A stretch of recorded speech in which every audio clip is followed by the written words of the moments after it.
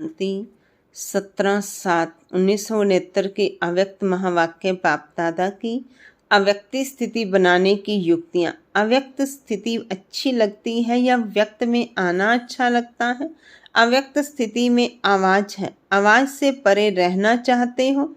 जब आप सभी आवाज़ से परे रहने का प्रयत्न करते हो, अच्छा भी लगता है, तो फिर बाप दादा को व्यक्त में क्यों बुलाते हो? हर वक्त अव्यक्त स्थिति में रहें, उसके लिए क्या पुरुषार्थ करना है? सिर्फ एक अक्षर बताओ जिस एक अक्षर से अव्यक्त स्थिति रहे। कौन सा एक अक्षर याद रखेंगे जो अव्यक्त स्थिति बन जाए?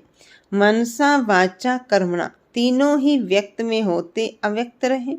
इसके लिए एक अक्षर बताओ। आत्म अभिमानी बनना। आत्म अभिमानी अर्थात अव्यक्त स्थिति। लेकिन उस स्थिति के लिए याद क्या रखें, पुरुषार्थ क्या करें? धीरे धीरे ऐसी स्थिति सभी की हो जाएगी। किसके अंदर में जो बात होगी वह पहले से ही आपको मालूम पड़ेगा। इसलिए प्रैक्टिस करा रहे हैं। जितना जितना अव्यक्त स्थिति में स्थित होंगे, कोई मुख से बोले ना बोले, लेकिन उनके अंदर का भाव पहले से ही जान लेंगे। ऐसा समय आएगा, इसलिए यह प्रैक्टिस कराते हैं। तो पहली बात पूछ रहे थे कि एक अक्षर कौन सा याद रखें? अपने को मेहमान समझना।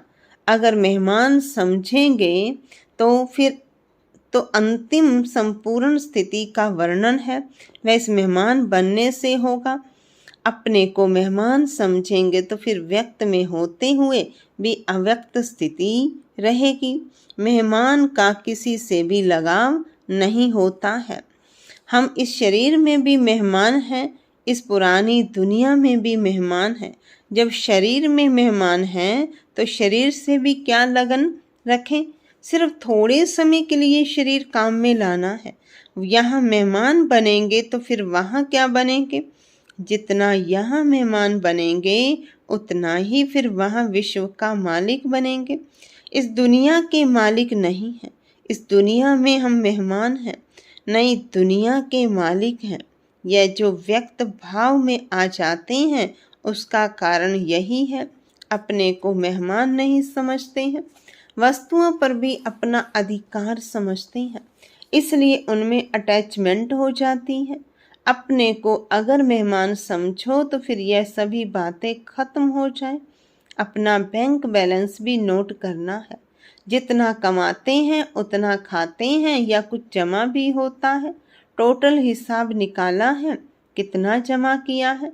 उस जमा के हिसाब से खुद अपने से संतुष्ट हो नहीं तो जमा करने का और कोई समय रहा हुआ है?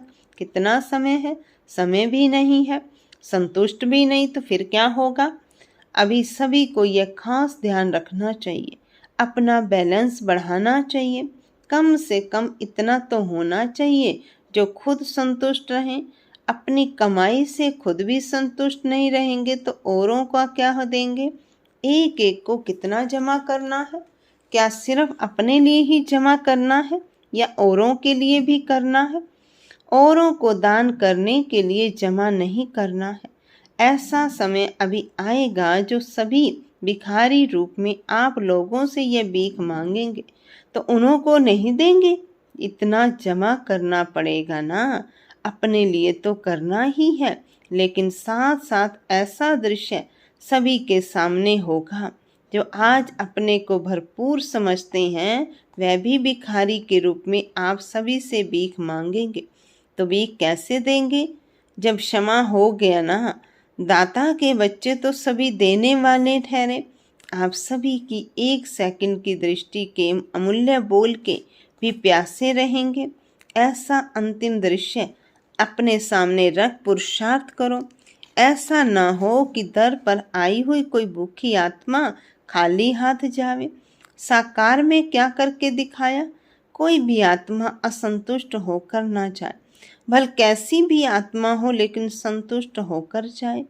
तो ऐसी बातें सोचनी चाहिए, सिर्फ अपने लिए नहीं।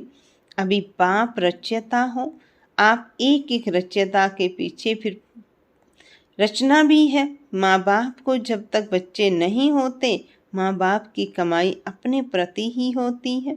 जब रचना होती है तो फिर रचना का भी पूरा ध्यान रखना पड़ता है। अपने लिए जो कमाई थी वह तो बहुत समय खाया मनाया, लेकिन अब अपनी रचना का भी ख्याल रखना है। आपने अपनी रचना देखी है? कितनी रचना है, छोटी है व बड़ी? बाप दादा हर एक की रिजल्ट देखते हैं। एक एक सितारे की कितनी रचना है, जितनी यहाँ रचना होगी उतना वहाँ बड़ा राज्य होगा। यहाँ कितनी रचना रची है, अपनी रचना देखी है? भविष्य को जानते हो? रचयिता तो सभी हैं, लेकिन बड़ी रचना की है या छोटी रचना की है? आज तो बड़ी की है। बड़ी रचना के साथ फिर जिम्मेवारियां भी बड़ी हैं। ओम शांति। ओम शांति।